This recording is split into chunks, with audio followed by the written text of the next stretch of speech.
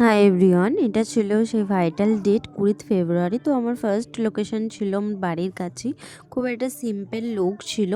তো তারপর দেখো এত বৃষ্টি নেমেছে, মানে কি বলবো, আমি তো খুব টেনশানে পড়ে গেছিলাম। আমার আজকে আরও দুটো লোকেশনে কাজ আছে, তো খুব ভাবছিলাম। তারপরে ভাবতে ভাবতে এই যে দেখো মা খাবার দিয়েছে, তো খেয়ে নিচ্ছি। খেয়ে নিয়ে এই যে একটু স্যারের কাজ করছিলাম। তো ফাইনালি বৃষ্টিটা কমেছে।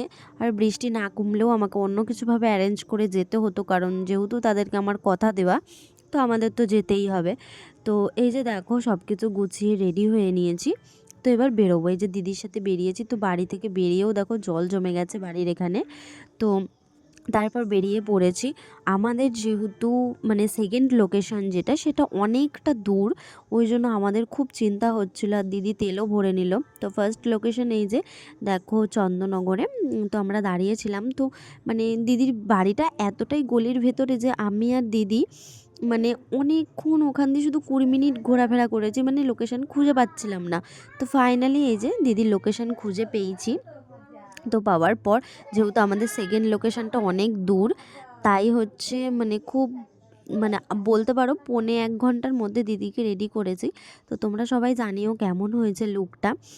তো তারপরে এই যে বেরিয়ে পড়েছি। তো এই যে দেখো চুঁচুড়া স্টেশনের এখানে এসে আর এক বিপদ।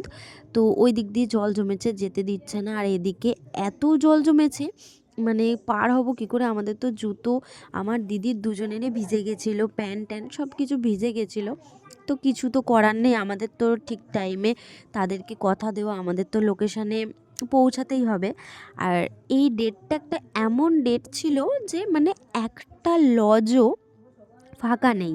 মানে প্রত্যেকটা লজে যেতে গিয়ে দেখছি প্রত্যেকটা লজেই বিয়ে হচ্ছে। তো এই যে তারপর দেখো সূর্যটা এত সুন্দর লাগছিলো। ফাইনালি দিদি প্রায় 1 ঘন্টা 15 মিনিট গাড়ি চালানোর পর এই যে আমরা লোকেশানে এসে পৌঁছেছি। তো আমি এই ফার্স্ট টাইম এত দূর কাজে এলাম। তো এই যে দেখো হচ্ছে প্রথমে শাড়ি পরানো ছিল। তো দেখছো সবাই দাঁড়িয়ে রয়েছে, অনেকজনকে রেডি করতে হবে। তো আস্তে আস্তে সবটাকে রেডি করে আমি আর দিদি মিলে, তো এই যে সবার ফাইনাল লুক। তোমরা সবাই কাজগুলো দেখতে থাকো। আর তোমরা প্লিজ সবাই কমেন্ট করে জানিও যে আমার কাজ তোমাদের কেমন লাগে, অবশ্যই কমেন্ট করে জানিও।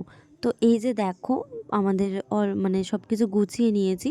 তো এই যে একটু কফি খাচ্ছিলাম, ওরা বলছিল খাওয়া দাওয়া করে যাওয়ার কথা। তো আমরা খাইনি, যেহেতু অনেকটা রাস্তা ফিরবো সেই কারণে। তো দেখতেই পাচ্ছ কেমন অন্ধকার, মানে চারি রাস্তায় কেউ নেই। তো খিদে পেয়ে গেছিলো, তো খেয়ে নিচ্ছিলাম একটু সবাই মিলে, যেহেতু অনেকক্ষণ ছিলাম তাই। তো এই যে দিদি আর মা খাচ্ছে, আমি বেশি কিছু খাইনি। তো জানো তো তারপর না আমাদের সাথে একটা দুর্ঘটনা ঘটে গেছিলো। মানে আমি, দিদি আর মা তিনজনেই পড়ে গেছিলাম। তো দেখতেই পেলে মার জুতোটা ছিঁড়ে গেছিলো। আর একে দেখো বাড়ি আসার পর ওখানে দাঁড়িয়ে দাঁড়িয়ে লেজ নাড়ছিল, মানে মাকে দেখতে পাচ্ছে না তাই। আমি তো খুব টায়ার্ড, আমার চোখ মুখ দেখেই বুঝতে পারছো। তো এই যে মা এসছে, মায়ের কাছে আগে আদর খাবে তারপর। তো এই যে ফ্রেশ হয়ে সব কিছু করে তারপরে এই যে শুতে যাব। তো দেখা হবে নেক্সট কোনো ভ্লগে। টাটা।